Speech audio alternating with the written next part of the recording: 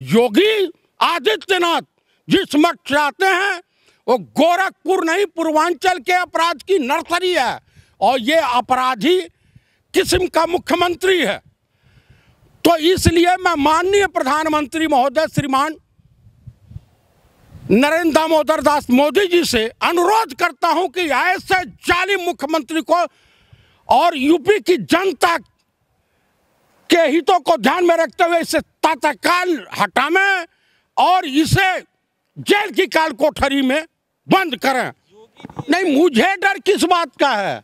अरे उनका एक सांसद जाता है अपराधियों से जेल में मिलने, बाद में जब मीडिया में छिछालेदर होती है तो कह रहा है मैं गया था जेल में चाय पीने। अरे कोई ढाबा नहीं था चाय पीने के लिए, कोई होटल नहीं था चाय पीने के लिए, तुम जेल में चाय पीने जाते हो? क्या जेलर के तुम रिश्तेदार लगे हो? जेलर के दामाद हो तुम? भैया संस्कार की कमी कौन है? ये जितने भाजपा वाले हैं संस्कारिक हैं क्या? चिमयानंद संस्कारिक हैं, कुलदीप सिंह संस्कारिक हैं, योगी आदित्यनाथ संस्कारिक हैं। हमें जहाँ दम हो तो हमसे शास्त्रार्थ कर लें। बड़े साधु महात्मा बनते हैं, साधु के रूप में ये सब क्या कहेंगे भाजपाई? ये तो निसंतानी होते हैं, ये क्या कहेंगे? इस तरीके से हाथरस की जो घटना हुई है उसके बाद लगातार 3-4 उत्तर प्रदेश में घटनाएं हुई हैं। राजस्थान में भी बड़े तरीके पे देखा जा रहा है कि 3-4 घटनाएं सामने आई हैं। तो क्या हाथरस की घटना को एक घटना मानते हैं? क्या आप राजस्थान में हुई घटना को घटना नहीं मानते? मैं आपके चैनल के मार्फत सभी देशवासियों को ये बता देना चाहता हूँ, राहुल गांधी और जयप्रकाश का बिगुल बजा है, नाच तुछीर तड़ाई है। उठो जवानों, उठो किसानों, उठो बेरोजगार नौजवानों, तिलक लगाने क्रांति द्वार पर आई है। राजस्थान में हमारे माननीय मुख्यमंत्री श्री अशोक गहलोत साहब ने कहा कि जिस भी नेता को आना है आवे, पीड़िता के परिवार से मिले और सच्चाई जान ले। राजस्थान में उन अपराधियों के साथ तत्काल कार्रवाई की गई, लेकिन जो घटना हाथरस की है, यूपी में आए दिन तमाम तरीके के बवाल हो रहे हैं, तमाम तरीके के हिंदू महिलाओं के साथ यौन शोषण हो रहा है। योगी जी को पूरा विश्व समुदाय थूक रहा है। यहाँ तक कि इंग्लैंड की पार्लियामेंट में वहाँ की सांसद ने यूएनओ से और मानवाधिकार से अनुरोध किया है कि ऐसे मुख्यमंत्री को तत्काल प्रभाव से हटा देना चाहिए और इनके खिलाफ अंतर्राष्ट्रीय कोर्ट में मुकदमा चलना चाहिए। आप खुद बताइए कि सुश्री उमा भारती जी और बीजेपी महिला मोर्चा की उपाध्यक्ष ने क्या बयान दिया। अगर वो पांडे महिला पत्रकार उस दिन नहीं पहुंची होती डेथ बॉडी का पीछा करते हुए, और किस तरह से वहां के डीएम, वहाँ के एसपी और वहाँ का जो कोतवाल है, इंस्पेक्टर रहा है, या जो भी इसमें शामिल हैं, उनके खिलाफ मुकदमा कायम होना चाहिए 302 का। राहुल जी जैसे व्यक्ति के ऊपर जो संत स्वभाव के हैं, पढ़े लिखे हैं, विद्वान हैं और विश्व के चुनिंदा नेताओं में शुमार हैं, जिनकी दादी इस देश की प्राइम मिनिस्टर रही, इनके दादी के पिताजी इस देश के आधुनिक भारत के निर्माता रहे, उनके पिताजी प्रधानमंत्री रहे, उनके साथ यूपी पुलिस का जो इस तरह का घटिया कायरपन वाला रवैया रहा है, और महिलाओं के साथ दिल्ली की महिला कांग्रेस की अध्यक्ष, वो उनके साथ उनकी जो दशा किया है वहाँ की पुलिस ने, वो बेहद शर्मनाक है। प्रियंका जी के गिरेबान पर वहाँ की पुलिस ने हाथ डाला है, ये कहाँ जायज़ है? जब हमारे देश के वीवीआईपी लोग सुरक्षित नहीं हैं। अगर ये जा रहे थे तो आराम से कह देते 10 आदमी 5 आदमी जाइए, आप मिल लीजिए।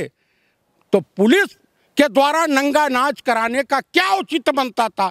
योगी आदित्यनाथ जिस मठ चाहते हैं वो गोरखपुर नहीं, पूर्वांचल के अपराध की नर्सरी है और ये अपराधी किस्म का मुख्यमंत्री है। तो इसलिए मैं माननीय प्रधानमंत्री महोदय श्रीमान नरेंद्र दामोदर दास मोदी जी से अनुरोध करता हूं कि ऐसे जालिम मुख्यमंत्री को और यूपी की जनता के हितों को ध्यान में रखते हुए इसे तत्काल हटाएं और इसे जेल की काल कोठरी में बंद करें। योगी जी ये कह रहे हैं कि इस मामले की जो हाथरस की जो मामला है उसको पूरी तरीके से कार्रवाई की जाएगी और जांच की जाएगी, उसके लिए पूरी तैयारी हो चुकी है। फिर किस बात का डर है आप लोगों को?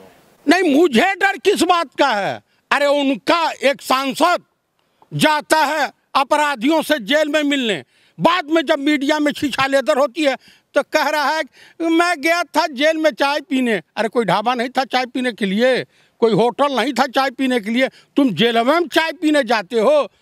क्या जेलर के तुम रिश्तेदार लगे हो? जेलर के दामाद हो तुम? शर्म नहीं आती है? सांसद हो, उनका एक जो बलात्कारी, किसी समय उसके ऊपर बलात्कार का वो क्या नाम है, वो साक्षी, वो कुलदीप सेंगर से जेल में मिलने जाता है। ये वहां का मुख्यमंत्री चिन्मयानंद को बचाता है। तो हमारे कहने से कैसे हमारे प्रदेश की महिलाएं सुरक्षित रहेंगी, हमारी बहू बेटियां सुरक्षित रहेंगी? अब तो हमें डर है, हम तो परिवार वाले हैं, हम भी किसी बेटी के बाप हैं। हम तो अपने बच्चों को कहेंगे बेटा चाकू रखो, पिस्टल रखो, कट्टे रखो, और कोई भी दरिंदा अगर आंख उठाता है तो गोली मार दो, जो होगा देखा जाएगा। अब यही नहीं चाह रहे हैं।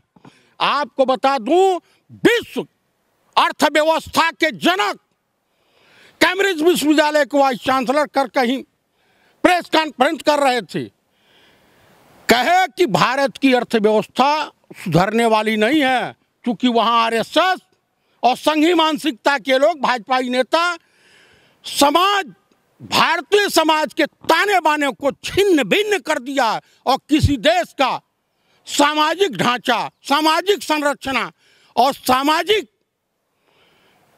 आपसी भाईचारा अगर छिन्न भिन्न हो जाता है तो उस देश की अर्थव्यवस्था कभी मजबूत नहीं हो सकती।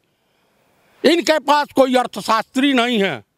जिस देश का प्राइम मिनिस्टर चाइना का नाम लेने से डर रहा हो, 38,000 स्क्वायर मीटर जमीन चाइना को सौंप दिया हो, तो आप बताइए कि उस देश का कल्याण कैसे हो सकता है?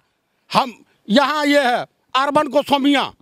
अच्छा, ये सवाल है कि जो भाजपा के नेता हैं जो कि बाराबंकी नगर पालिका परिषद से हैं, चेयरमैन हैं, भारतीय जनता पार्टी के एक बड़े नेता के तौर पे भी जाने जाते हैं, जो रेप का मामला है जो हाथरस में जिस तरीके से हुआ है, वो ये बता रहे हैं कि ये सारी जो मरी हुई जो लड़कियां होती हैं वो बाजरे, मक्के और गन्ने खेत में ही क्यों मिलती हैं, धान और गेहूं के खेत में क्यों नहीं मिलती? क्यों? उनके बाप कभी गए हैं? वो श्रीवास्तव है ना, श्रीवास्तव है ना, वो तो इंटरनेशनल ब्रांड का कलाकार। उसको तो भद्दी भद्दी गाली देने का मन करता है, लेकिन मैं चूंकि सांस्कारिक सनातनी ब्राह्मण हूं, मैं उसके ऊपर जो है इस तरह का घिनौना हरकत जैसे वो कर रहा उस तरह से नहीं। अगर यौन शोषण होता तो क्या इसी तरह का बयान देता? बिल्कुल नहीं देता। भाई गांव देहात की औरतें जाती हैं खेतों में, काम करती हैं, अपना जो है तमाम तरीके के, वहाँ ये जो समाज के दरिंदे हैं, देखिए बलात्कारियों की, अपराधियों की, चोर उचक्कों की, देशद्रोहियों की, गद्दारों की कोई बिरादरी नहीं होती है। और ये सरकार अपराधियों को संरक्षण दे रही है। अच्छा, ये बता रहे हैं कि लड़कियां हैं, जो बड़ी लड़कियां हैं, उनको संस्कार की कमी है, तो पूरी तरीके से जब तक संस्कार नहीं दिया जाएगा तो कैसे रुकेगा इस तरीके? भैया संस्कार की कमी कौन है? ये जितने भाजपा वाले हैं संस्कारिक है क्या? चिन्मयानंद संस्कारिक हैं, कुलदीप सेंगर संस्कारिक हैं, योगी आदित्यनाथ संस्कारिक हैं। हमें जहाँ दम हो तो हमसे शास्त्रार्थ कर लें। बड़े साधु महात्मा बनते हैं, साधु के रूप में ये सब क्या कहेंगे भाजपाई? ये तो निसंतानी होते हैं, ये क्या कहेंगे?